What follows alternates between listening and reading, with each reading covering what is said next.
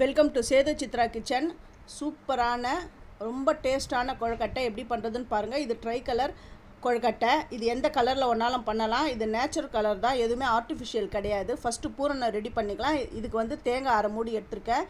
ஏலக்காய் 4 போட்டு நல்லா கிரைண்ட் பண்ணி எடுத்துன்னு வந்துட்டேன். ஒரு கடாயில் நெய் 1 ஸ்பூன் விட்டு அரைச்ச இந்த தேங்காய் ஏலக்காவை இதில் சேர்த்து நல்லா ஈரம் போகிற அளவுக்கு நல்லா வதக்கிக்கணும். ஃபஸ்ட்டு என்னுடைய வீடியோவை பார்க்குறவங்க சப்ஸ்கிரைப் பண்ணலைன்னா சப்ஸ்கிரைப் பண்ணுங்கள். ஆல் அண்ட் ஆப்ஷனை தொடுங்க. அப்போ தான் நான் போடுற ஒரு வீடியோவுடைய நோட்டிஃபிகேஷனும் உங்களுக்கு காட்டும், உங்களுக்கும் ஹெல்ப்ஃபுல்லாக இருக்கும். இந்த தேங்காவை பீட் பண்ணிவிட்டு அது நல்லா ஈரம் போகிற அளவுக்கு நல்லா வதக்கிக்கணும். இது வந்து நான் என்னன்னா வெஜிடபிள்ஸில் தான் நான் செஞ்சுருக்கிறேன். நீங்கள் வந்து இன்னும் கலராக வேணும் அப்படிங்கிறவங்க கீரைன்னா அது வந்து அந்த சப்பாத்தி கீரைன்னு சொல்லுவாங்க பாருங்கள், அந்த பெரிய இலை இருக்கும். அந்த கீரையை நீங்கள் யூஸ் பண்ணிக்கோங்க. சங்குப்பூவில் கூட நீங்கள் பண்ணலாம் அந்த ஜூஸ் எடுத்துகிட்டு. இந்த வீடியோவை ஸ்கிப் பண்ணாமல் பாருங்கள், அப்போ தான் உங்களுக்கு புரியும். நான் வெல்லம் சேர்த்துருக்குறேன். இந்த வெல்லம் வந்து இதில் மண் கல்லுலாம் இருக்கும்னு சொல்லாதீங்க, ஏன்னா அதெல்லாம் க்ளீன் பண்ணிவிட்டு தான் நான் போட்டிருக்கேன். இது எல்லாம் கலரி விட்டுட்டேன். இது ஆற கெட்டிப்பட்டுடும். அதை எடுத்து தனியாக வச்சுட்டேன். இப்போ வந்து இந்த கோஸ் இது வந்து எல்லா மார்க்கெட்லேயும் இப்போ கிடைக்குது. அதை நான் கட் பண்ணிடுறேன். கட் பண்ணிவிட்டு சின்ன சின்ன துண்டுகளாக வெட்டி மிக்ஸி ஜாரில் சேர்த்து கொஞ்சம் தண்ணி விட்டு நான் ஜூஸ் மாரி அரைச்சிக்க போகிறேன். நீங்கள் வந்து கொழுக்கட்டை அப்படின்னா இந்த குழந்தைங்கள்லாம் என்ன பண்ணணும் தெரியுமா? ஏன் நான் இந்த மாதிரி அடப்போமா ஒரே அந்த அரிசி மாவில் பண்ணால் போதாதா, இதெல்லாம் நான் மெனக்கட்டுற வேலை அப்படின்னு நினைக்காதீங்க. நீங்கள் கொழுக்கட்டை அப்படின்னு சொல்லி குழந்தைங்கள கொடுங்களேன், எல்லாமே தலை தெறிக்க ஓடிடுவாங்க கொழுக்கட்டைனாலுமே. நீங்கள் இந்த மாதிரி ஆர்டிஃபிஷியல் கலர் இல்லாமல் நேச்சர் கலரில் இந்த மாதிரி கலராக செஞ்சு கொடுங்க. அப்படியே அவங்க கண்ணுக்கு அவ்வளோ பிரைட்டாக இருந்ததுன்னா எடுத்து சாப்பிட்டுடுவாங்க. எப்போவுமே வந்து குழந்தைங்களுக்கு வந்து ஃபஸ்ட்டு கண்ணு தான் சாப்பிடும், அதுக்கப்புறம் தான் எடுத்து சாப்பிடுவாங்க.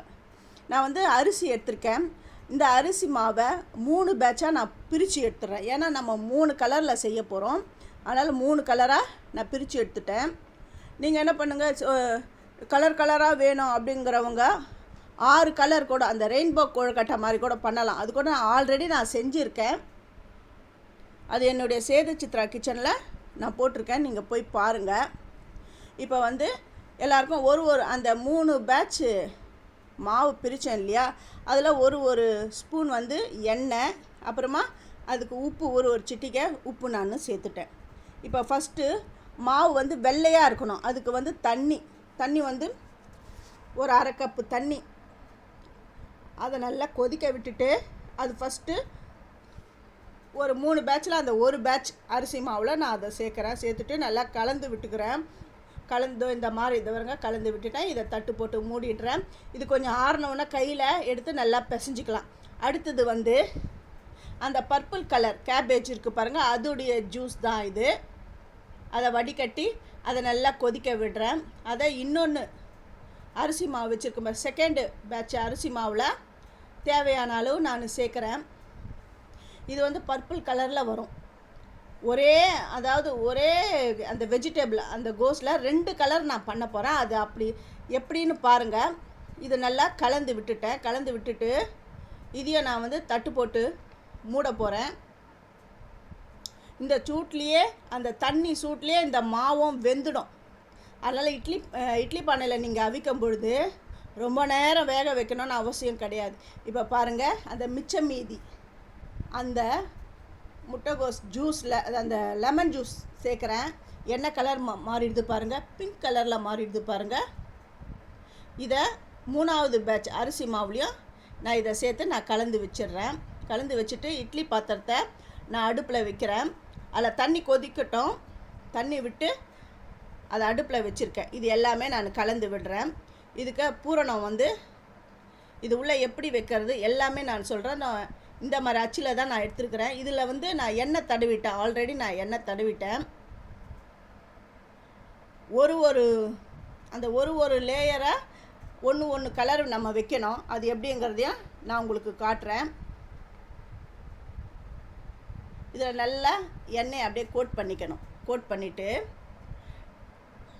ஃபஸ்ட்டு வந்து லைட் அந்த ரோஸ் கலர் அதை இதில் வைக்கிறேன். இது வந்து கடன்னு சீக்கிரம் பண்ணிடலாம். இது வந்து ரொம்ப நேரமே ஆகாது. நம்ம ஏற்கனவே வந்து அச்சு கொழுக்கட்டை பண்ணுவோம் இல்லையா, அதே மெத்தடு தான். நம்ம 3 லேயரையும் இப்படி தான் மாவு நிரப்பி டக்குன்னு மூடி பண்ணுவோம். அதே தான் இது. நான் அந்த வீடியோவுக்காக உங்களுக்கு வந்து சொல்லி காட்டுறதுனால இது கொஞ்சம் ஸ்லோவாக ஆகுது. ஆனால் இதை சீக்கிரமாகவே செஞ்சு முடிச்சிடலாம். இதை ஒன்றும் இல்லை, அந்த தண்ணியை வந்து அந்த முட்டைக்கோஸை அரைச்சி ஜூஸ் எடுத்து அதை கொதிக்க வைக்க போகிறோம், அவ்வளவுதான். இது 3த்தையும் இப்படி க்ளோஸ் பண்ணிக்கணும். இது உள்ளே வந்து கொஞ்சம் எண்ணெய் தடவி அது எல்லாத்தையும் நல்லா பைண்ட் ஆகிற அளவுக்கு லைட்டாக அது உள்ளே மசாஜ் பண்ணி கொடுக்கணும். அதை பாருங்கள், இந்த மாதிரி. இது வந்து கடகடன்னு பண்ணிடலாம், ரொம்ப லேட்லாம் ஆகாது. இது உள்ள பூரணம் வைக்கணும். நீங்கள் வந்து பூரணம் வந்து எல்லாருமே வெளி மாவை வந்து நிறைய பண்ணிவிட்டு அந்த பூரணத்தை குட்டியாக வைப்பாங்க. அப்போது அந்த பசங்க சாப்பிடும்போது சல்லுன்னு இருக்கும், அதுங்களுக்கு பிடிக்காது. எப்போயுமே பூரணத்தை வந்து நிறைய வைக்கணும், அப்போ தான் அந்த குழந்தைங்க சாப்பிடும்போது அவங்களுக்கு ரொம்ப ரொம்ப பிடிக்கும். இது உள்ள நான் அந்த பூரணத்தை நான் இப்படி வச்சுடுறேன். அந்த பூரணம் உள்ளே போகிற அளவுக்கு வச்சுட்டேன். நான் நிறைய தான் அந்த பூரணம் வைக்கிறது பாருங்கள், உள்ளே நான் வச்சுட்டேன். கொஞ்சம் மாவு எடுத்து அதோடைய மவுத் சைடை, வாய் சைடை நான் மூடிடுறேன், அவ்வளவுதான். இப்போ நான் இதை எடுக்கிறேன் பாருங்கள், நல்லா சூப்பரான கொழுக்கட்டை பாருங்கள், 3 கலரில் ரெடி ஆகிடுது. இது இந்த மாதிரி நீங்கள் செஞ்சு கொடுத்தீங்கன்னா குழந்தைங்க யாருமே வேண்டான்னு சொல்ல மாட்டாங்க. கொழுக்கட்டைன்னா அவங்களுக்கு அலர்ஜியாக இருக்காது. நீங்கள் இன்னும் கூட ப்ளூ கலர் பண்ணலாம். ப்ளூ கலர்னால் அந்த சங்குப்பூ, அப்புறமா அந்த கீரை, இந்த நான் சொன்னேன் அந்த பெரிய பெரிய அந்த சப்பாத்தி கீரை இருக்குது பாருங்கள். சப்பாத்தின்னா அந்த சப்பாத்தி கள்ளி கீரை நினச்சிட போகிறீங்க. பசலைக்கீரை மாதிரி இருக்கும், அந்த கீரையை வாங்கி இந்த மாதிரி பண்ணுங்க. அந்த ஜூஸ் எடுத்து அப்படி பண்ணலாம், நிறைய கலர் கலராக வரும். பீட்ரூட்டில் கூட பண்ணலாம், அந்த பீட்ரூட் ஜூஸ் எடுத்து கூட நீங்கள் அதில் பண்ணலாம். இப்போ தண்ணி அந்த இட்லி பானையில் நல்லா கொதிச்சிடுது. இந்த பாருங்கள், இட்லி பானையில் வச்சுட்டேன். இப்போ நான் மூடி போட்டு மூடிடுறேன். இது சட்டுன்னு வெந்துடும், ரொம்ப நேரம் ஆகாது. இது ஏற்கனவே நம்ம மாவை சுடு தண்ணி ஊற்றிருக்கோம் இல்லையா, அதுலேயே வெந்துட்டுருக்கோம். இது வந்து ஒரே ஆவியில் வெந்துடுது. ரொம்ப நேரம் நீங்கள் வேக வச்சிங்கன்னா அப்படியே பொழந்துக்கும். பொழந்துட்டு அதில் இருக்கிற அந்த ஸ்டஃபிங் எல்லாம் வெளியில் வந்து நிற்கும். எடுத்துட்டேன், எடுத்து வைக்கிறேன். எடுத்து வச்சோன்னா சுட சுட எடுத்துடக்கூடாது. கொஞ்சம் நம்ம இட்லியை கொஞ்ச நேரம் ஆற விடுவோம்ல, ஆற விட்டு தானே இட்லி எடுப்போம், இல்லைன்னா புண்டுடுமே. அந்த மாதிரி தான் இதுவும். எவ்வளோ சும்மா சாஃப்டான சூப்பரான பாருங்க கொழுக்கட்டை ரெடி ஆகிடுது.